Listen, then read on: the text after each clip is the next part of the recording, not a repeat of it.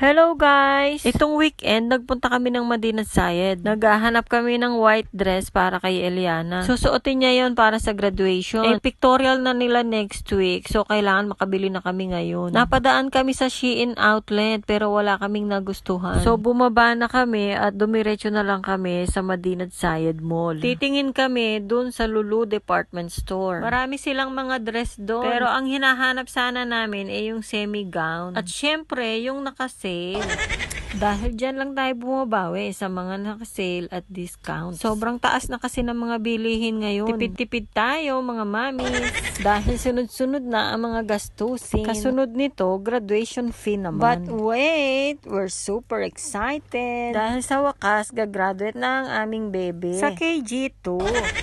Akalain mo sa edad naming to, may grade 1 na kami next year. O siya, balik tayo sa white dress. Itong dress na to, okay na sana kay Eliana. 79 dirhams lang. Parang mga 1,244 sa peso. Pero nung ipasukat namin sa kanya, ichi-ichi daw sa shoulder.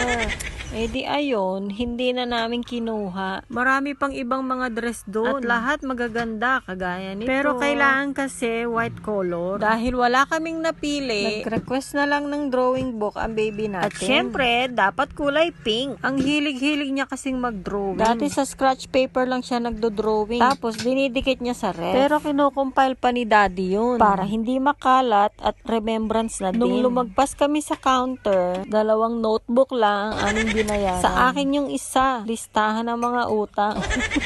At pagkatapos nga namin sa department store, nag-aya naman si Eliana pumunta dun sa night market. Sa gilid lang yon ng Madinat Zayed Mall. May mga rides din dito at meron ding mga food stalls. Pero ang request ni Eliana, sumakay ng rides. Ayaw naman namin siyang payagan dahil mapipilitan ding sumakay ang isa sa amin ni daddy. Kaya kunwari na lang, kinulang siya sa height. Fast forward, nung pauwi na kami, bumili kami ng shawarma. At sa bahay na lang namin kinain. Yun lang guys. Ang hirap pala mag-voice over. Kailangan marami kang alam sabihin. Di ko na nga alam paano tatapusin to. Kayo na lang ang magtuloy Bahala na kayo dyan.